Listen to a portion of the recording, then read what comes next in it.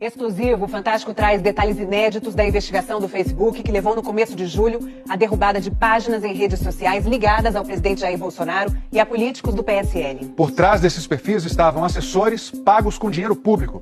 Eles estão sendo acusados de manipular o debate público na internet, usando fake news, desinformação e ataques a adversários do presidente. A reportagem é de Murilo Salviano, Diego Zanqueta, Alan Graça Ferreira e Nancy Dutra. Uma rede de contas falsas e milhares de postagens feitas sob medida para enganar. Uma investigação descobriu que toda essa estrutura no subterrâneo era operada por um pequeno grupo de assessores que mantém relação direta com o poder, com a eleição. Como conta o diretor de cibersegurança do Facebook, que fala pela primeira vez a um veículo de imprensa brasileiro. Political figures, including Jair Bolsonaro, Eduardo Bolsonaro, Flavio Bolsonaro, Anderson Moraes, Alana Passos. No dia 8 de julho, o Facebook anunciou a remoção de um conjunto de contas e páginas brasileiras pelo chamado comportamento inautêntico coordenado. Segundo a plataforma, era um esquema com dezenas de perfis que escondiam a verdadeira identidade dos criadores. Por que você está usando conta falsa, conta duplicada? Você quer transmitir alguma mensagem. Nesse caso, eram mensagens de apoio ao Bolsonaro e muitas vezes mensagens críticas aos opositores. A ideia é você pensar que tem mais gente apoiando aqueles políticos, mais gente falando desses fatos do que realmente tem.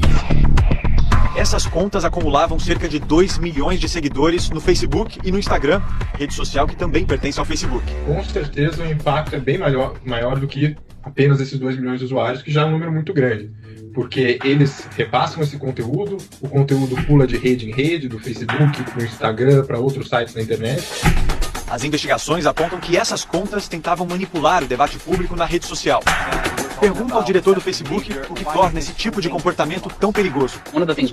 Uma das coisas que a gente sabe é que tem pessoas ruins, no mundo todo, que usam o comportamento inautêntico para influenciar eleições, que compartilham informações para deixar os oponentes numa situação ruim. O Facebook articulou uma investigação em 2 etapas. A primeira foi feita pela própria empresa por um time de 200 especialistas.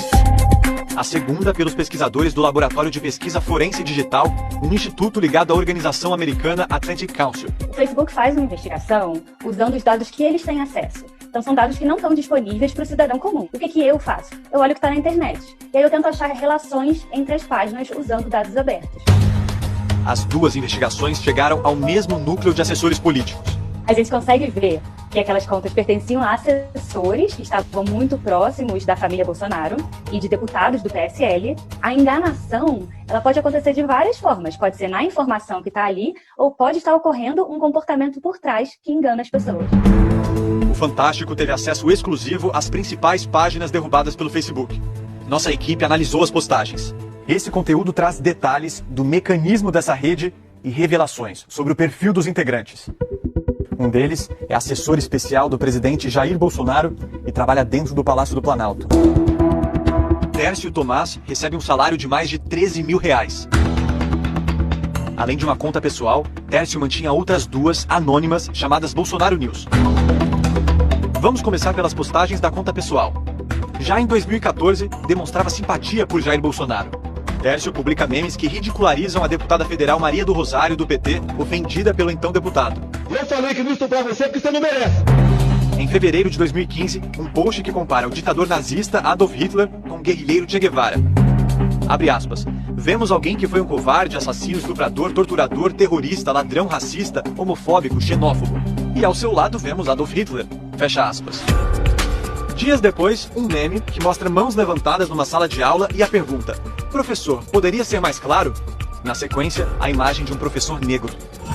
E tem mais. Ao comentar uma notícia sobre a execução de um brasileiro na Indonésia por tráfico de drogas, sugere, abre aspas, troca de lugar com ele, Dilma, o povo agradece, fecha aspas. Em 2018, Tércio participa da campanha de Bolsonaro à presidência. Nesta época, ele era contratado do gabinete do vereador carioca Carlos Bolsonaro. Em 2019, da Câmara Municipal, Tércio vai direto para o Planalto.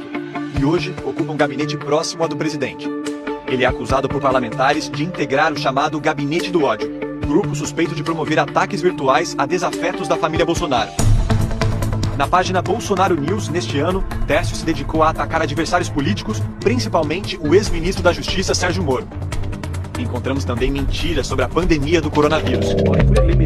A página posta um vídeo em que tira de contexto uma entrevista do diretor da Organização Mundial da Saúde sobre o isolamento social. No mesmo dia, Bolsonaro compartilha o mesmo vídeo dizendo que a OMS defendia a reabertura das cidades. No dia seguinte, é desmentido pelo diretor da OMS. Essa é apenas uma das informações falsas que circularam sobre o distanciamento social desde o início da pandemia. Assim, teve várias outras, inclusive ancoradas em dados falsos, mentirosos, inventados. Neste post, mentira sobre o governador e o prefeito de São Paulo. João Dória e Bruno Covas mandam abrir covas para a imprensa fotografar. A investigação também apontou que a rede de contas falsas era operada por 2 assessores ligados ao deputado federal Eduardo Bolsonaro. Um deles, Eduardo Guimarães, que já tinha sido descoberto na CPI das fake news por ter usado um computador da Câmara dos Deputados para criar a conta de ataques virtuais Bolsofeios. O outro assessor é Paulo Eduardo Lopes, ou Paulo Chuchu, como ele se apresenta. Ele é policial civil e gosta de se exibir com armas. Trabalhou no gabinete de Eduardo Bolsonaro até junho, recebendo R$15 mil. Ele teve pelo menos 6 contas derrubadas. 4 delas fingiam ser redações jornalísticas, como a The Brazilian Post ABC e Notícias de São Bernardo do Campo. É o que aponta o Facebook. Eles fingiam ser repórteres para dar a impressão de que aquele conteúdo postado tinha credibilidade. Na conta pessoal, o Paulo Chuchu fazia questão de demonstrar proximidade com a família Bolsonaro. Depois que suas contas foram derrubadas pelo Facebook, o assessor criticou a rede social. Por informações que temos aqui em Brasília, é um ataque em massa em todas as páginas de direita. Fato que essas contas estavam tentando enganar alguém. Não era a opinião delas que era o problema. Era alguém que fingia que era jornalista quando não era. Não importa o partido político, o que importa é o comportamento enganoso. As páginas são criadas para parecerem independentes, mas são controladas pela mesma pessoa ou pelo mesmo grupo, trabalhando junto. Outro assessor que mantinha pelo menos 8 páginas inautênticas era Leonardo Rodrigues de Barros. Ele trabalhava para a deputada estadual Alana Passos, do PSL do Rio, e recebia um salário de mais de R$6 mil. O presidente chegou a gravar um vídeo para uma dessas páginas. Na Bolsonéias, encontramos mais desinformação sobre a pandemia, culpando governadores e dizendo que a cloroquina cura a Covid-19. Tinha também ataques a adversários políticos e chamava Sérgio Moro de fofoqueiro depois que o ex-ministro pediu demissão, acusando Bolsonaro de interferir na Polícia Federal. Encontramos publicação da Bolsonéias compartilhada simultaneamente na página do site Jogo Político, que também foi criado por Leonardo. A página é apresentada como um jornal digital independente. As contas do Jogo Político no Facebook e no Instagram foram tiradas do ar. Leonardo insistia para que os seguidores o acompanhassem em novas páginas. Ele diz: "Peço para curtirem nossa página reserva."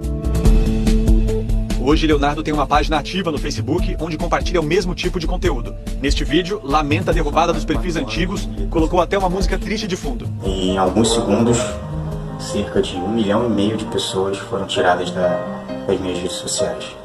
Para que servem essas páginas reservas que eles criam? Engajamento gera mais engajamento. Se algo é compartilhado por um número grande de contas, ele parece um assunto popular e a rede social vai dar mais atenção a esse tipo de conteúdo, mostrando para mais gente.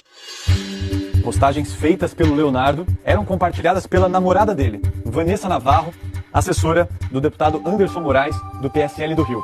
Pelo menos 7 páginas ligadas a Vanessa foram derrubadas. Os nomes eram bem parecidos, com pequenas variações, apesar de pertencerem à mesma pessoa. Uma prova, segundo o Facebook, do comportamento enganoso. Olá, Vanessa Navarro. Muito obrigado pelo apoio que você nos dá. Vanessa aparece em fotos em manifestações contra o Supremo Tribunal Federal. Compartilha conteúdo chamando o STF de escritório do crime. Reposta publicações do falso site jornalístico do namorado, o Jogo Político. Esse histórico de postagens a que tivemos acesso exclusivo são peças fundamentais para entender como as redes sociais foram operadas na eleição de 2018. Veja este ataque da página Bolsonaro News, comandada pelo assessor do presidente Jair Bolsonaro, Tércio Tomás. Durante a campanha, diz que a candidata Marina Silva defendia a legalização do aborto, o que é mentira. Contra Fernando Haddad, do PT, são várias postagens que misturam críticas e fake news, como esta, que vincula o candidato ao suposto kit gay. Kit gay foi uma invenção, na verdade, né? Essa questão do kit gay permeou boa parte do processo eleitoral, havia várias mensagens com algumas variações sobre isso. E batizaram de kit gay, na verdade, era um projeto chamado Escola Sem Homofobia, que tinha um material voltado à formação de educadores, ou seja, não a de crianças de 6 anos, como diziam essas mensagens falsas. What I can say here is that O que eu posso dizer é que o comportamento enganoso dessas páginas removidas começou em 2018, mas a maioria das postagens são do fim de 2019 e começo de 2020. A gente tem que ser cuidadoso. Nós encontramos conexões de assessores dos gabinetes de figuras políticas importantes, incluindo Anderson Moraes, Alana Passos, Eduardo Bolsonaro, Flávio Bolsonaro e Jair Bolsonaro. Mas não podemos afirmar que esses políticos estejam envolvidos. Só podemos falar daquilo que temos provas. A investigação também aponta que funcionários ligados ao senador Flávio Bolsonaro, do Republicanos, participaram do esquema, mas não traz detalhes. Nós temos evidências técnicas claras que demonstram a conexão entre essas contas que nós derrubamos. Detalhes da investigação dessa rede brasileira vão ser encaminhados à Polícia Federal. A decisão foi tomada pelo ministro Alexandre de Moraes, do STF, nos inquéritos que apuram a disseminação de fake news e o financiamento de atos antidemocráticos. Não posso falar muito do que compartilhamos com as autoridades. O que eu posso dizer é que obedecemos às solicitações legais de aplicação da lei e compartilhamos informações das páginas quando solicitadas. As provas das investigações conduzidas pelo Supremo podem ser compartilhadas com o TSE, o Tribunal Superior Eleitoral, em ações que pedem a cassação da chapa de Bolsonaro. E isso preocupa o Planalto. Nós procuramos o presidente Jair Bolsonaro e os filhos, o deputado federal Eduardo Bolsonaro, do PSL, e o senador Flávio Bolsonaro, mas eles não responderam. O Planalto não se manifestou sobre Tércio Tomás. A defesa de Paulo Eduardo Lopes afirmou que ele jamais administrou qualquer página de conteúdo jornalístico e que o Facebook se equivocou ao banir as páginas de Paulo Chuchu de suas plataformas. O advogado de Leonardo Rodrigues de Barros Neto disse que não há qualquer fundamento nas investigações que apontam seu cliente como dono de perfis inautênticos, já que sua identidade é conhecida.